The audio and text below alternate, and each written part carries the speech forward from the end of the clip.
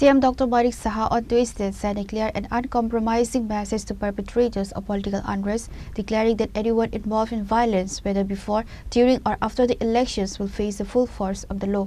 The Chief Minister's remarks came during a high-profile visit to Khoi district.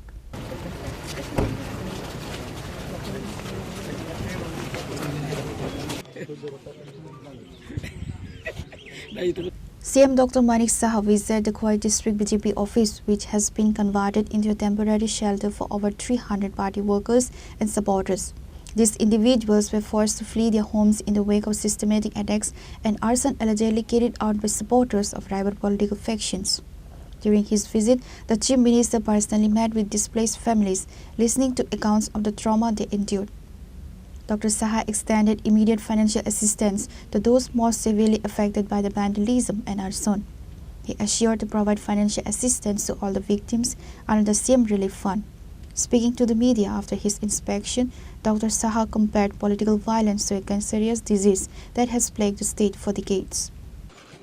নির্বাচনের পরে বা নির্বাচনের আগে বা নির্বাচনের সময় যে সন্ত্রাস হয় এটা গত কয়েক দশক ধরে কিন্তু এগুলো চলছে। আমাদের যে ইচ্ছা ভারতীয় জনতা পার্টির সরকারের, আমরা বারবার চেষ্টা করছি, বারবার আমার যখন বিভিন্ন জায়গায় ভাষণ আমি দিয়েছি, আমি বারবার বলছি যে আমরা শান্তি চাই, শান্তিতে থাকতে চাই, ল অ্যান্ড অর্ডার আমরা এখানে ঠিকভাবে রাখব। কিন্তু ইলেকশনের রেজাল্টে এমন একটা অবস্থা সৃষ্টি করে সবসময়, এটা যে গভর্নমেন্টেই আসুক, মানে আমি দেখেছি এটা 70 দশক থেকে শুরু হয়েছে এবং 80 দশকও দেখলাম, 90 দশকে এখনও সে একই কায়দায়। এবং মথার যে দুর্বৃত্তরা যেগুলা সিপিএম থেকে শিখে এসছে, কংগ্রেস থেকে শিখে এসছে, সেইগুলোই ওনারা করছেন এখানে।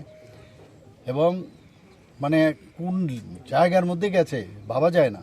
আর এমন দূরে দূরে জায়গা, এখান থেকে যদি পুলিশকে খবরও দিয়ে আসতে অনেক দেরি হবে, এখানে ফায়ার ব্রিগেড আসতে পারবে না, চারিদিকে অগ্নিসংযোগ এবং মলেস্টিং থেকে শুরু করে বাদ নেই কিছু। আর মানে এখানে কি বলবো, মানে এই যে একটা কালচার এখন হয়েছে, এই কালচার থেকে আমাদের যেভাবে হোক, আমি বারবার বলছি, কোনো অবস্থায় এই কালচার আমরা চলতে দেব না। আইনের শাসন এখানে আছে, আইন তাহলে কিসের জন্য? মানুষকে যদি প্রোটেকশনই না দিতে পারি আমরা, তাহলে কি করে হবে? এর জন্য আজকে আমি সব জায়গায় আমি যাচ্ছি। আমি ডিজিপি সাহেবকেও নিয়ে এসেছি, সিএস সাহেবকেও নিয়ে এসেছি, এখানে ডিএমও আছে।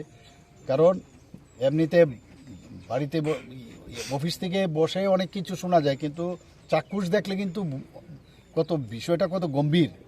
এবং আজকেও মিটিং আছে সন্ধ্যা 6টার সময়, আমি দেখেছি সমস্ত মিনিস্টার এবং বিভিন্ন এজেন্সিস, ডিজিস, এবং কাউকে কিন্তু ছাড় দেওয়া হবে না, কাউকে ছাড় দেওয়া হবে না, এটা একদম আপনাকে বলছি।